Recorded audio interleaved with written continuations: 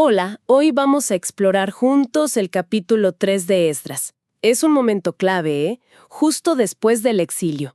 Veremos cómo los israelitas que regresan a Jerusalén, cómo empiezan a reconstruir todo. Su vida, su fe. Queremos entender qué fue lo primero para ellos, sus prioridades. Y también esa mezcla de sentimientos, ¿no? En este nuevo comienzo. La cosa arranca en el 7º mes. Todo el pueblo reunido en Jerusalén. Y fíjate, el texto dice como un solo hombre. O sea, una unidad impresionante desde el vamos. exacto, un sentido de propósito como inmediato.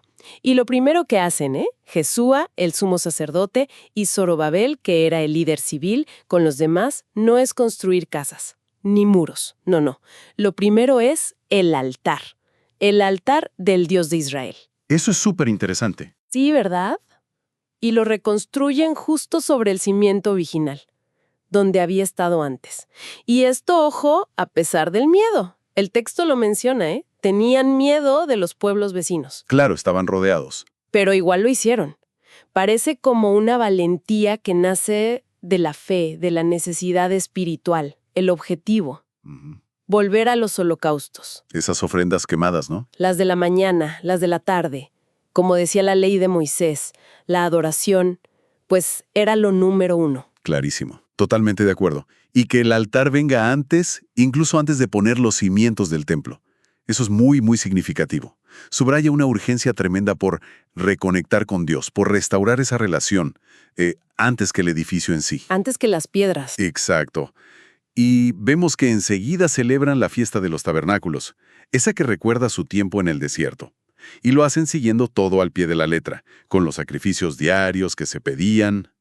Impresionante de la rapidez. Sí, y no solo eso, retoman todo el ciclo, los holocaustos regulares, los de Luna Nueva, los de todas las fiestas sagradas, y también las ofrendas voluntarias. O sea, el ritmo de la vida religiosa se restablece. Rapidísimo, mucho antes de tener siquiera las paredes del templo. ¡Wow! Y hay un detalle clave que lo refuerza. Empezaron con los holocaustos el primer día del 7º mes. Y el texto recalca, aunque todavía no se habían echado los cimientos del templo del Señor. La conexión no podía esperar. No podía esperar. Era la base. Esa prioridad por el culto define mucho de cómo ellos entendían su identidad, su restauración como pueblo de Dios después de todo lo que pasaron. Esa urgencia que mencionas se siente, ¿eh? Y una vez que tienen ese núcleo de adoración funcionando con el altar, ahí sí, ahí el foco se mueve al templo. Se ponen en acción. Juntan dinero para los albañiles, los carpinteros. La parte práctica. Claro, organizan la logística para la madera, negocian con la gente de Sidón y Tiro, los fenicios, para traer cedros del Líbano, por mar hasta Jope. A cambio les dan comida, bebida, aceite, un trueque. Una operación logística importante. Sí, y un dato interesante. Todo esto tenía el visto bueno de Ciro, el rey de Persia. Había como un respaldo imperial que seguro ayudó mucho. Sin duda facilitó las cosas. Y entonces llega el gran momento. 2º mes del 2º año después de llegar, bajo la dirección de Zorobabel, de Jesúa y de los levitas mayores de 20 años, que eran los encargados del servicio del templo, la música. Arranca la obra. El momento esperado. Sí. Y el clímax es cuando los constructores ponen los cimientos. La descripción es potente.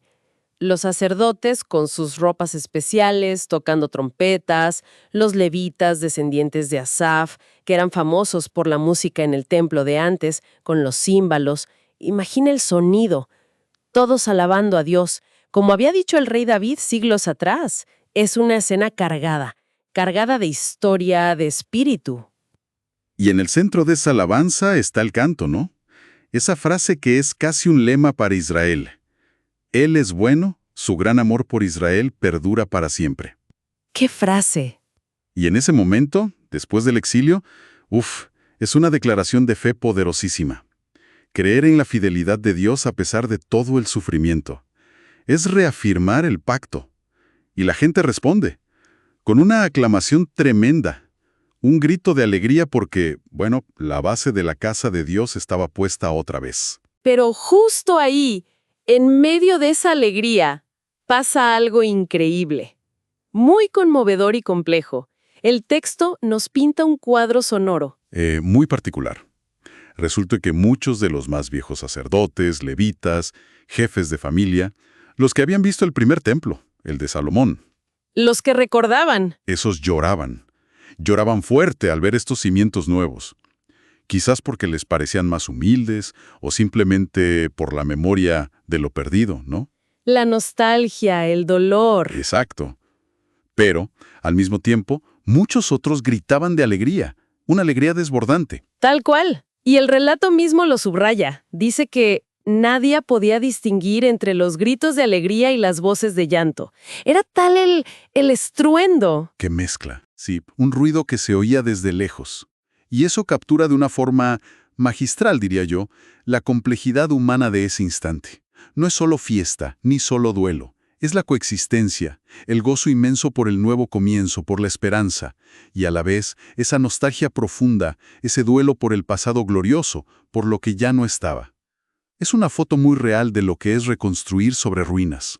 Entonces, Esdras 3 nos deja esta imagen potente, ¿no? Un nuevo comienzo lleno de matices.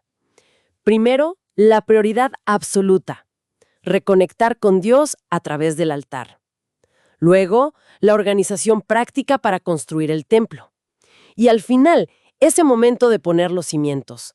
Un momento definitorio, sí, lleno de alabanza, pero también de esa mezcla agridulce, de alegría y lágrimas. Un testimonio vibrante de fe, de resiliencia, enfrentando pasado y futuro a la vez. Y eso nos deja pensando, ¿cierto? Plantea una pregunta importante sobre cualquier reconstrucción, ya sea física, comunitaria o hasta personal.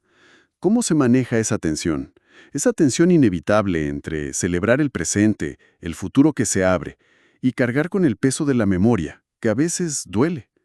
¿Pueden de verdad la alegría y el duelo, digamos, habitar el mismo espacio cuando empezamos algo nuevo? Es algo que estos eventos de hace tanto tiempo nos invitan a reflexionar.